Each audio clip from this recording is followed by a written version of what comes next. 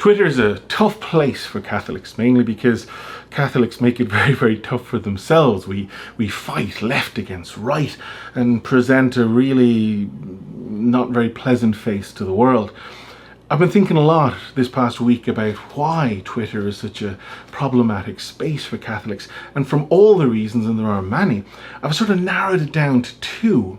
And so what I'm going to do is head to somewhere quiet and relaxing, Shubenacadie Park, where I'm just going to hang out with the family in the very, very quiet environs, far away from the dumpster fire that is Twitter, and share with you those two main reasons why I think Twitter is so problematic for Catholics. And there'll also be some introspection as well. So I'm going to make some coffee, I'm going to get some lunch, and we're going to head to Shubenacadie.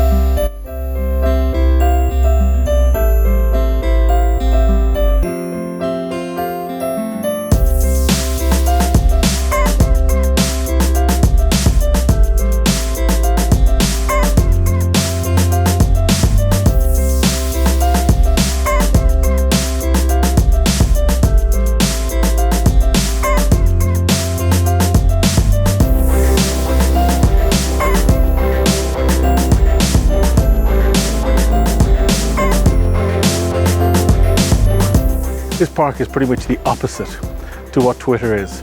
No aggression, no stress, no hassle. And that stress, aggression and hassle is pretty much what at least Catholic Twitter has become. Now, why has it become this way? Well, as anyone who knows me will tell you, I'm not a fan of Karl Rahner, to say the least. But in his essay, The Shape of the Church to Come, which became a chapter in a book of the same name, he, I think, really got it right when he said that polarization isn't a static thing in which you've got two groups of people at the polls fighting. He said it's an aggressive, propulsive thing in that both groups become more and more and more radicalized by virtue of their polarity. When you read only your own crew, when you're in dialogue only with your own crew, when you're trying to appeal to only your own crew, then rather than stay where you are, you get more and more and more radicalized. Now, Twitter, to my mind, is like that on steroids.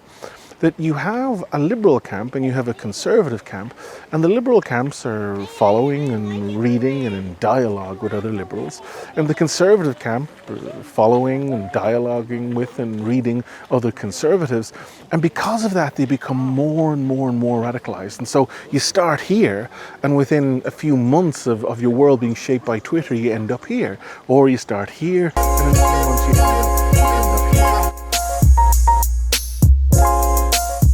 You know, you take any struggle between, for example, Catholics and Protestants in Northern Ireland or Sunni and Shia Muslims. It's not that, you know, the IRA are planting bombs in, you know, chip shops on the Shankill Road to try and defend transubstantiation. It's not that loyalist gunmen are running amok in a Roman Catholic cemetery in order to defend the principle of sola gratia, sola fide, sola scriptura. Of course not. Rather, for each community, it's an act of aggression and retaliation because they have done this to us. Now, on Twitter, what you find is we can't take anything this person says seriously because this person said this hateful thing or this spiteful thing. And so this history becomes a more propulsive thing. So that's the first point. We exist, sadly, as pack animals, as tribal creatures. We want to succeed within our tribe. We want to find community and acceptance and affirmation. And in order to do so, subconsciously, our views become more and more and more shaped by our environment. And on Twitter, these environments are more and more polarized. So that's the first reason why I think Twitter is really problematic for Catholics, because it propels us further out towards the polls. Really? Yeah. Why? Why would he want to eat it? Oh, you don't. If we fell in, he would take us out. Oh, now he's coming up after us. In the book that I'm currently writing, there's a chapter which looks at how, well, in the words of Upton Sinclair, it's almost impossible to get a person to believe something if their job depends on them not believing it. Upton Sinclair, of course, was a great communist at a time that it was neither popular nor profitable in the United States of America.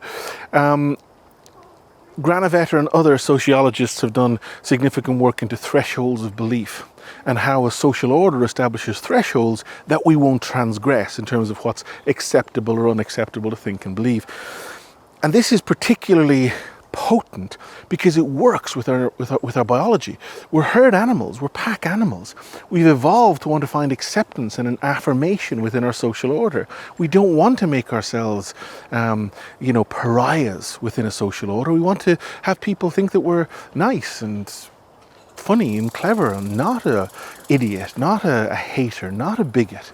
If one was to think that you're dumb or you're filled with hateful thoughts, as ducks attack a poor person passing by behind me, the person did have a dog, so you can't really blame the ducks. If you were to be associated with stupidity or with bigotry, your social capital plummets. Your capacity to find success in life, whether that's understood in genetic terms or financial terms or whatever terms, absolutely plummets.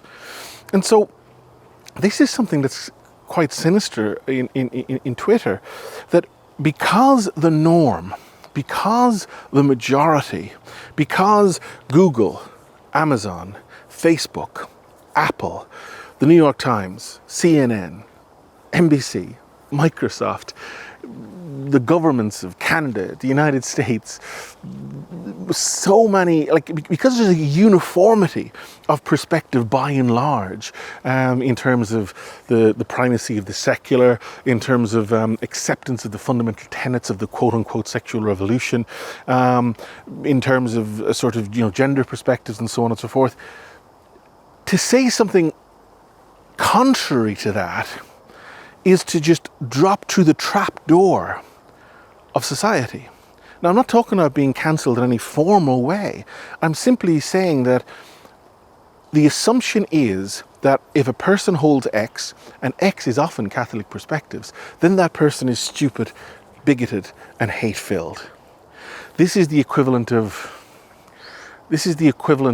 being considered a communist at the time Upton Sinclair was trying to fight the good fight on behalf of communism. You were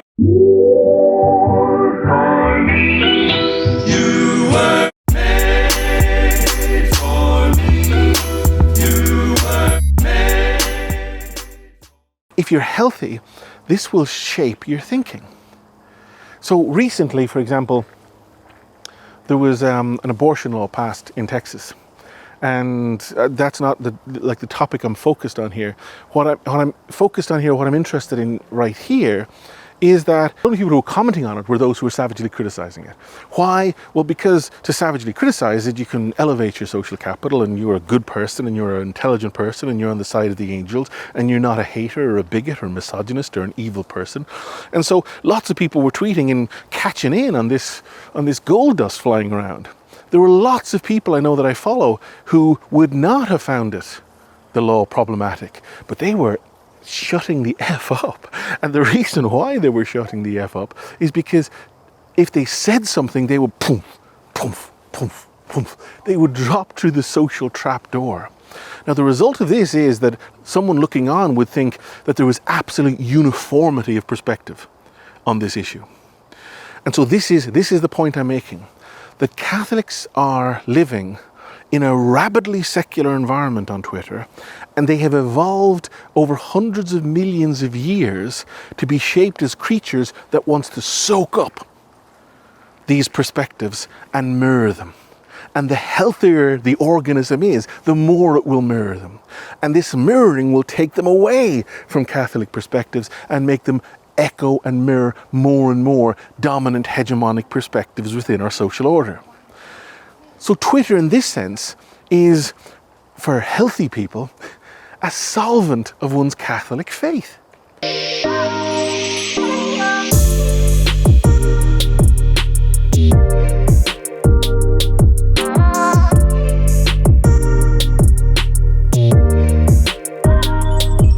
There was a cartoon that my daughter, who's just behind the camera, that she used to watch when she was a kid, and it was called Jakers, the Legend of Piddlywinks, and it was about this little pig growing up in Ireland in the 1940s or 50s or whatever, and the historical accuracy was off the charts.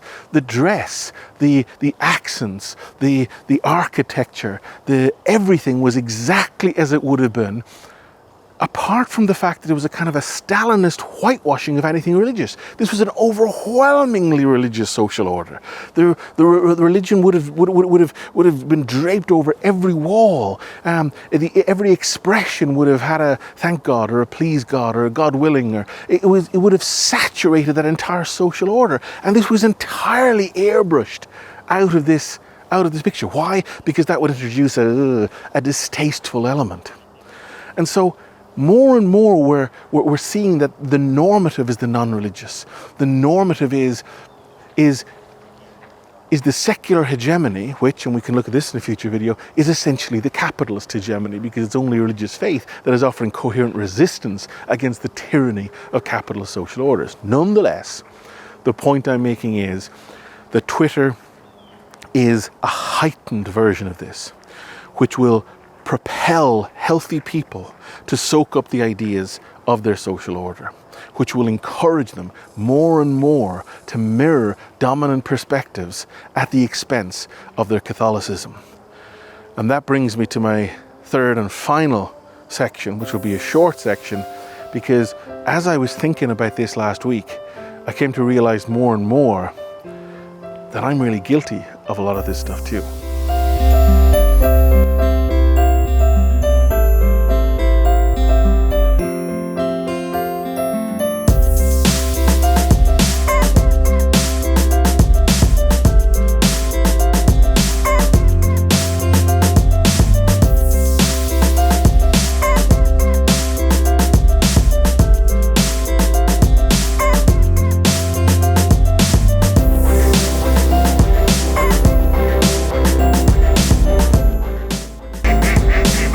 That's, I think, the toughest part of this past week's thinking for me. Becoming aware of just how I've participated in this problem, and how being on Twitter has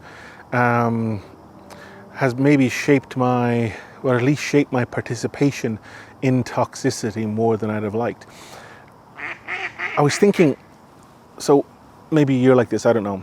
But so often I tweet and delete, tweet and delete, tweet and delete, tweet and delete. If you could access all those tweets that have been deleted, I would safely say 99% would have been tweets that I felt maybe had contested hegemonic, largely liberal social narratives. And they were deleted out of fear of me losing social capital. Now that's a significant indictment of me. I'm someone who, I think the truest non-religious thing I've ever read, I remember reading in Nietzsche's, the collection posthumously published as Will zur Macht, where he said, every living thing does everything it can not to survive, but to become more. So much of his thought between 1883 and 1888 was focused on this. What does becoming more mean?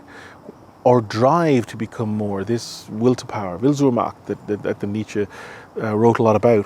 What does it entail? What does becoming more entail? Now, if we could understand that, I think we'd understand an awful lot about 21st century capitalist social orders, because to reduce it to finance is, I think, a very, very, very poor and an overly simplistic perspective. We're doing what we can not to survive, but to become more. And contesting socially dominant perspectives was making me, or at least causing me to risk, in my perspective, becoming less. it was to lose social capital. And so I became not part of a diverse conversation, but I became part of a social space, Twitter, which was establishing the social norm as reflective of the dominant perspectives of big media, big capital, Google, Amazon, Facebook, New York Times, CNN, etc., etc., etc.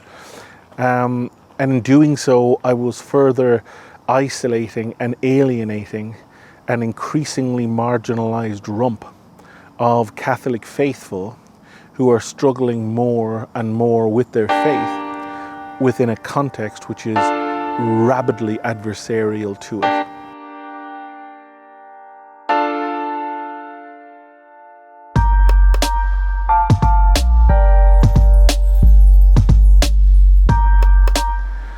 And so my participation on Twitter, I can lie to myself and tell me that it's for this good or that good. But when it comes down to it, I bottle it. When it comes down to it, I fail and choose to add the halfpence to the pence and the prayer to mammon to shivering prayer. I speak in ways that will reinforce social hegemonies and delete rapidly every momentary hot take which contests it.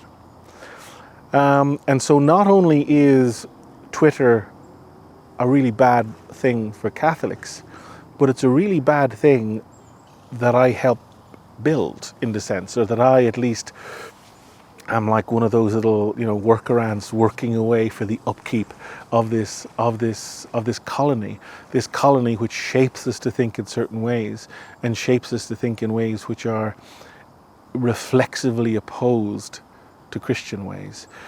So, yeah, I don't know what this means, or whether I'm going to have I'll obviously think to myself, well, there's some good things you can do, that, you can maybe help people by, offering a video on the Trinity or on transubstantiation or on some other religious topic that they could benefit from. And if it wasn't for Twitter, less and less people would see that. And so therefore that's a good thing. This is the still small voice of Mammon bleating away in the recesses of my mind.